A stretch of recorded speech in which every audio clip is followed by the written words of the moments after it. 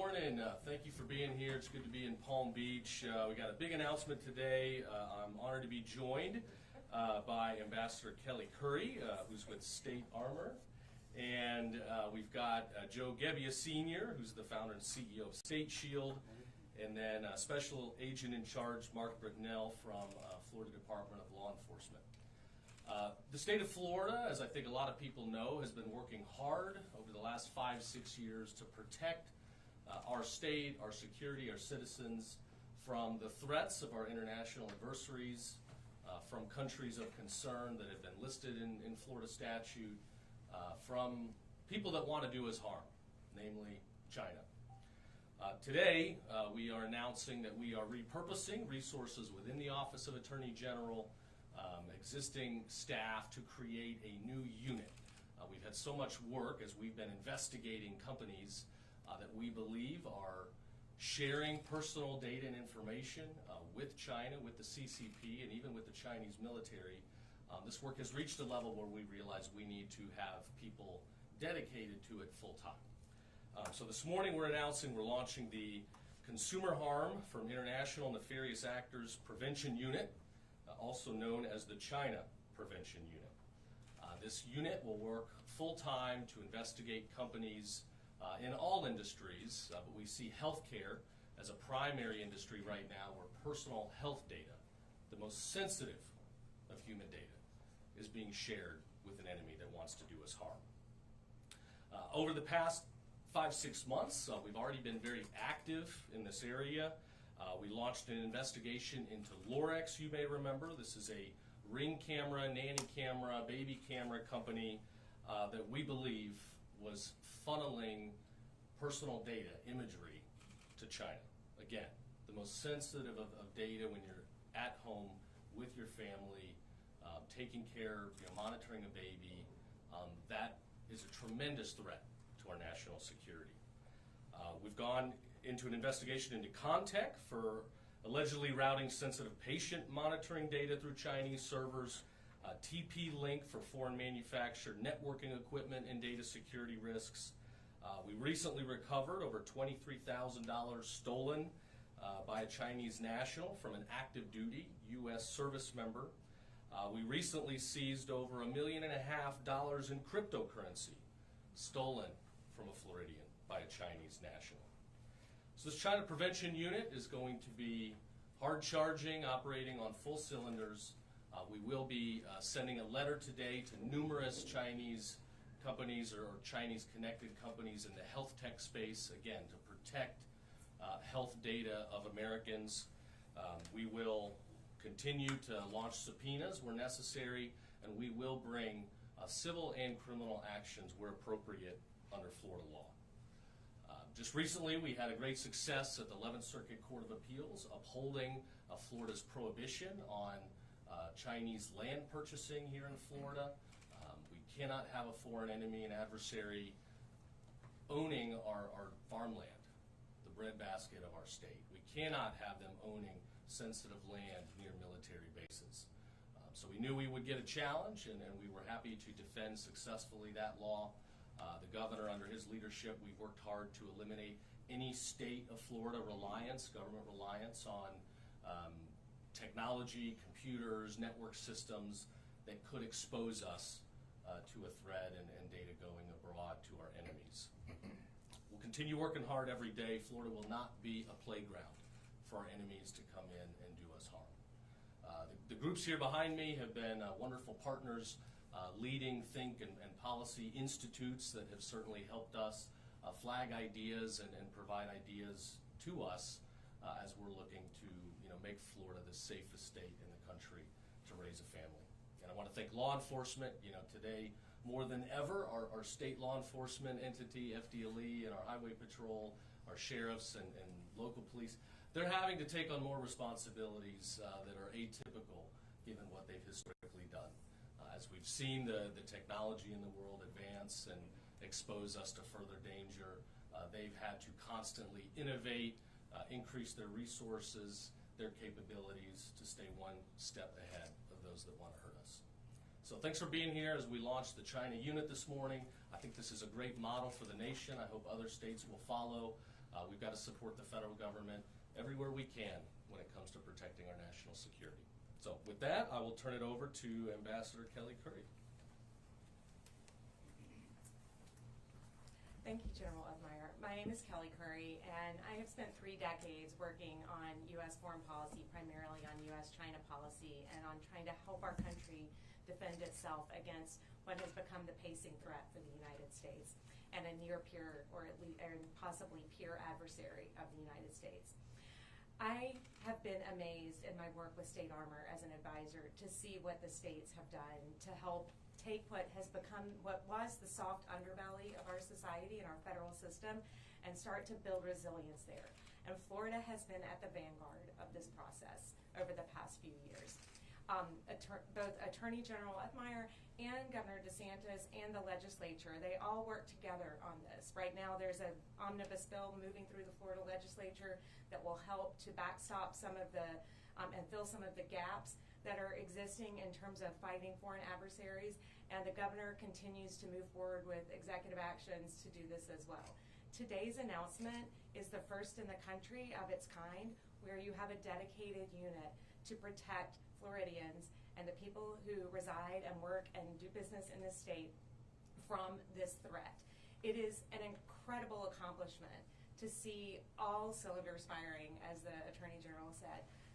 When the state works in this way and works in partnership with the federal government, this is how we build resilience. This is how we have a true whole of society effort to prepare for and deter, most importantly, deter the threat that we are living with. So I want to extend my congratulations to the people of Florida for having such amazing leaders who are taking such incredible steps to drive forward and protect this state and make you continue to be the vanguard. The kinds of activities that the Attorney General talked about, the scams that defraud Florida citizens. This is a $50 billion a year global industry that is primarily run on a backbone of Chinese transnational criminal organizations that are connected to the Chinese Communist Party state. This is a real threat. Most of that is connected also to money laundering for drug cartels and for other illicit activities. Human trafficking, animal trafficking, trafficking in prohibited items. All of these things tie together and they connect back to the Chinese Communist Party. The Chinese Communist Party has found ways to instrumentalize and weaponize criminal activity and use it to undermine our society.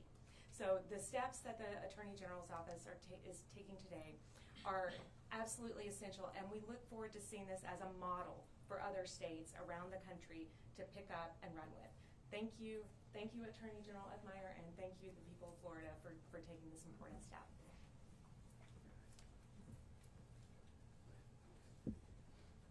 Well, good morning, everybody. Thank you. My name is Joe Gebbia. I am the founder and CEO of State Shield, and our purpose is to educate the states, the governors, the legislators, AGs, any constitutionally elected office, and propose legislation that will help protect America. First, I want to just start by saying congratulations. This is another monumental move, and it shows the advancement that our government is making to address what has been a serious threat. And it comes on the heels of what it proves that the states are at the forefront in helping to protect our national security. We saw this during COVID. We saw it most here in the state of Florida. Governor DeSantis was an outstanding governor when it came to addressing the threats. He didn't hold back. He set a pace that just resonated across the country. And it was difficult for the first 4 years because we actually were forced as State Shield to have to challenge the administration at that time on policies that you would have thought we wouldn't have had to have challenged. Now fast forward, we have President Trump in office, and it's been a radical change in the priorities and what it takes to protect our national security. We're so thankful for him for the leadership that he's brought. He has taken so much off of our plate and what we have to do to fight that we went from being defensive into being offensive. So the Attorney General asked me to personalize this and tell you why I got into this, and it was basically because of my grandchildren. I watched in 2020 when the search engines were denying us our freedom of speech, and it was continuous, and nobody was reacting to it, nobody was fighting it. And then when I heard the report that Mark Zuckerberg had hired 5 nationalist Chinese to come in and run his censoring center, I really got alarmed and I was afraid that my grandchildren would not know the America that I knew. So I set out learning about this and being prepared when we opened up again, when I would go to my meetings at the different government meetings, I wanted to be able to talk intelligently about what was going on, what the threat was, and what we need to be doing as a country and through the states. And I have to just tell you, some real heroes have surfaced during that, and it was the legislatures, it was the governors, and it was the AGs. Boy, did they step up to the plate to pass bills. Post-COVID, we woke up as a country. We started waking up when we saw all of our rights being denied, and then when we saw what was going on with the educational system. That was a big awakening. The moms woke up, and it spread from there. When you really get into it, and you look at what's happening on an international scale, China is behind the majority of the problems that were happening. So we obviously focused on China, and we've been very successful in passing probably a total of 40 bills to date. And this year alone, we'll probably pass 40 to 50 bills in about 17 states where we are currently directly active. I always start these conversations off by making a declarative statement, and here it is. China is at war with the United States. And if you don't accept that premise, then you're missing the whole point. You've heard some of the issues here today about what's being addressed by the Attorney General and by the Ambassador. And when you talk about medical devices, for example, well, why would they want our medical devices? Okay, so this may sound a little wild, but they have the ability to create viruses based upon certain DNA. They're working on that. We know they're working on that. And one of the categories they're working on is how to disrupt the biological ability for women to get pregnant. Think about that. I mean, it sounds absurd, but if you don't think in those terms about how far off they can go, then you're missing the point. This started in 1949 when Mao Zedong started Communist China with the plan to bring China back to its original predominance in the Pacific, at least, as being the hegemonic power, which is what we are, the United States is now. And they have stated by the year 2049, they want to be the hegemonic power in the world. Proof of that is somewhat in 2 statements. When Xi Jinping came over to the United States in 2013, the beginning of Obama's second administration, at the end, they stood at a podium like this, and Xi Jinping says, "We believe in China that there's room for 2 superpowers in the Pacific." And let's fast forward December 2023, San Francisco, when Biden finally was able to get Xi Jinping to have a conversation with him, and they met in San Francisco, and at the end of it, Xi Jinping stood at the podium and said, "We in China believe that there's room for 2 superpowers in the world." Well, what happened? From 2013 to 2023, they built their military in the Pacific. They outbuilt us in ships. They outbuilt us in nuclear. They were doing everything they could. They stole $26 trillion of IP from the United States. No regard for our laws, no regard for patents. They only do what's in their best interest. And the only way we are going to challenge this and challenge this successfully is if we make it a team effort. Unfortunately, the states had to bear the burden of this during early COVID because we weren't getting assistance from the administration. And a key point was the border. And what happened at that border? The cartels came over. Why did they come over? Because China supplies them with fentanyl. And now they're set up in the United States for their operation. Why is this happening? Because China is committed to destroying us as a country. They want to break apart our society, our fabric, our life, and they do it in extremely devious ways. Fentanyl is a part of that. And every time you listen to the conversations that go on between presidents, Xi Jinping always says, well, yeah, sure, we're going to address the fentanyl problem sourcing out of China. And it never changes. It's part of their purpose of why they're doing it. They're very, very deceptive. They've been very, very good at what they do, but we're waking up. So, in conclusion, I could go on forever. I could put you through one of my seminars. We don't have time for that now. But there is good news. And part of the waking up is when we have acts like this from our Attorney General. He takes it to the next level. And this is what has to happen, and it's going to happen more. You're going to be the example for a lot of our other Attorney Generals. We're going to make sure that happens. And we have Americans stepping up to the plate now, doing things like creating recycling centers that can scrap metal to the nth degree, copper, steel, aluminum, through a company called Cartigen. And then we're starting a metal reserve. We have penicillin coming back to be manufactured in the United States, which I'm very, very proud to tell you. And right now we get 100% of our penicillin from China, 90%, about 10% from India. So we're dependent. Besides that, they control our rare earth minerals. They have us over a barrel. You know, if anything ever happened kinetically in Taiwan and there was a war, the trade lanes were cut off, what would happen? We wouldn't be able to survive. We would be at high risk. So the reshoring of manufacturing, which is one of President Trump's prime strategies, is working. It's at its inception. I think we're going to see a tremendous improvement as we go through time. But there's always going to be a challenge. You build a better mousetrap, you get a smarter mouse, and that's China. So by doing divisions of what the AG wants to set up here, ensures that we're always on top of the situation. Well, I want to thank you for this time to give this speak. We at State Shield are honored to be a part of this with you. We're looking to help you in any way we can, and we're here for you when you need us. So congratulations. Good morning. My name is Mark Brutnell. I'm an FDLE Special Agent in charge on behalf of Commissioner Mark Glass, Attorney General. I just want to say thank you for your continued support and partnership. Here we are again, Florida, leading the charge with innovative and proactive initiatives, just like we do all the time. The Attorney General's new unit sends a strong message to foreign entities that Florida takes these crimes seriously. Protecting Florida's data is no longer just a cybersecurity issue, it's a core public safety responsibility. Your data is exactly that, it's your data, you own it. The safety of our citizens, our institutions, and our state depends on keeping their personal information out of the hands of foreign adversaries. When foreign actors steal your personal information, the impact reaches far beyond individual victims. These breaches can potentially disrupt organizations and strain critical systems and resources, which is why it's paramount safeguarding Floridians' data remains an essential part of protecting our state. By launching this unit with the vision of the AG, he's making it clear that victims of these crimes deserve answers and that our agencies will continue to work together. So what are we doing from a law enforcement perspective? FDLE continues to use every resource at our disposal to prevent these schemes and protect our citizens. So in 2022, FDLE created a cyber and cryptocurrency fraud division called the Cyber Fraud Analytics Support Team to strengthen our partnership with the Attorney General's Office with their Cyber Fraud Enforcement Unit to better protect Floridians and our visitors.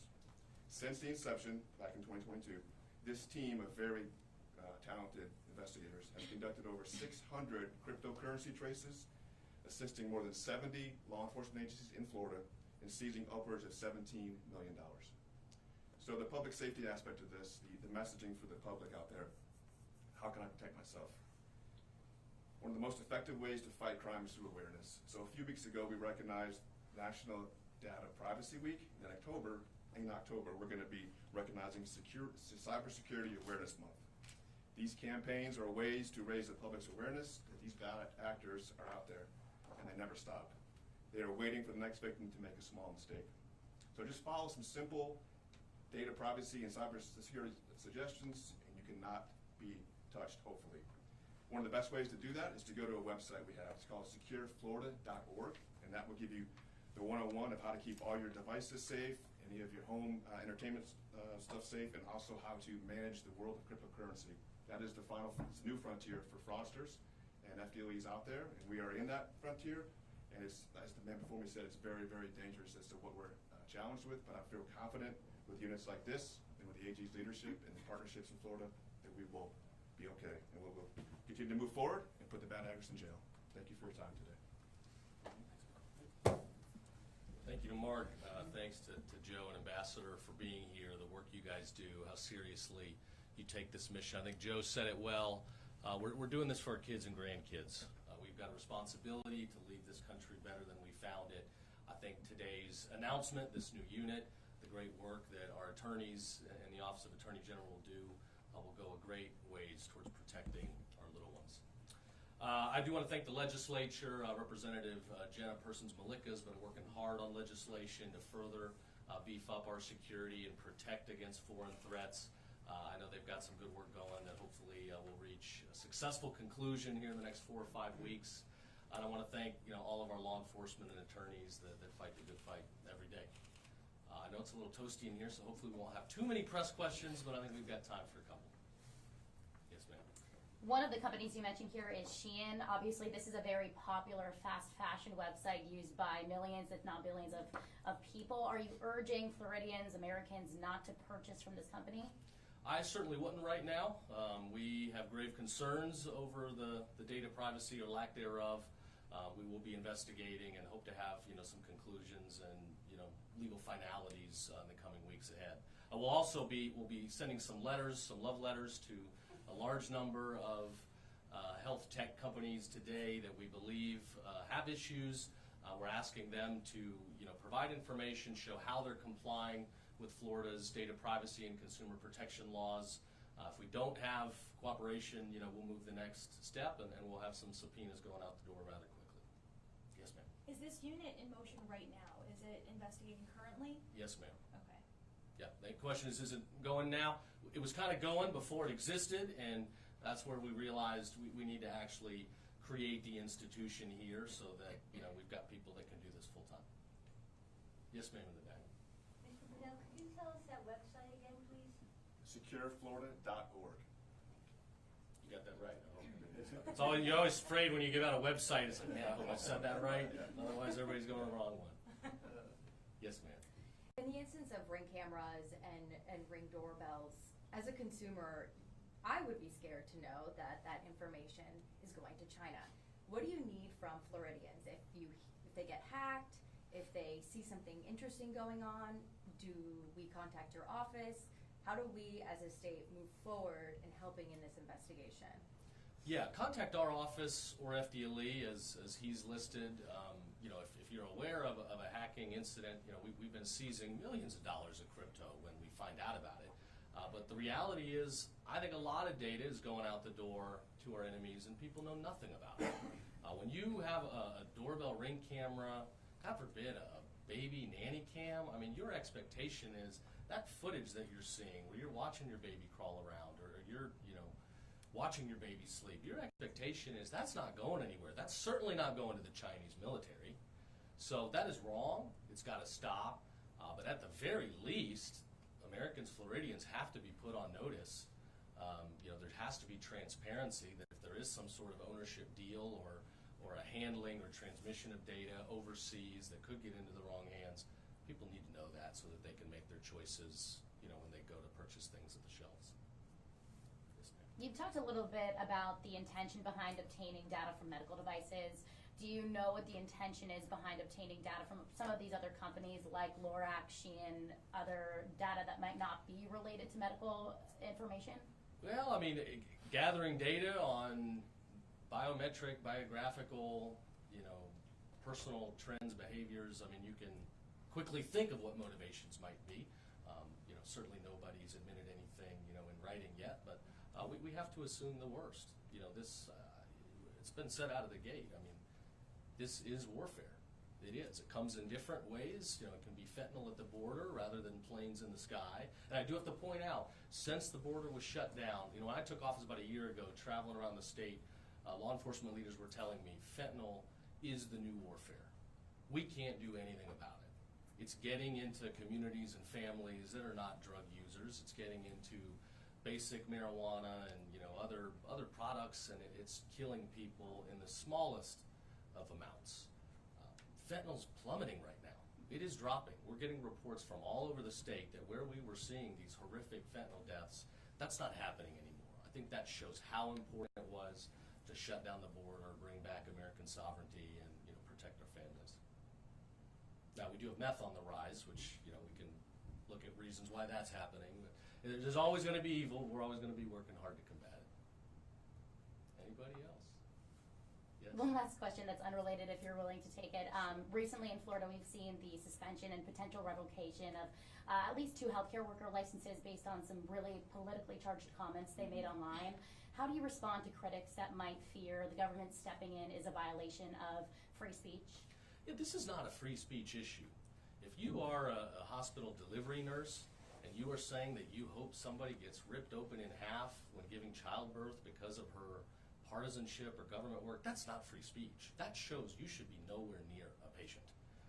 And we've seen a couple of those occasions. Those people have already lost their licenses. Again, you can have whatever partisanship you want. You have free speech, but when you're talking about harm to patients in the very line of work where you have a medical license, that's dangerous. That exposes people to risk, and we're not going to have that in Florida. All right. Thank you, everybody. Have a good one.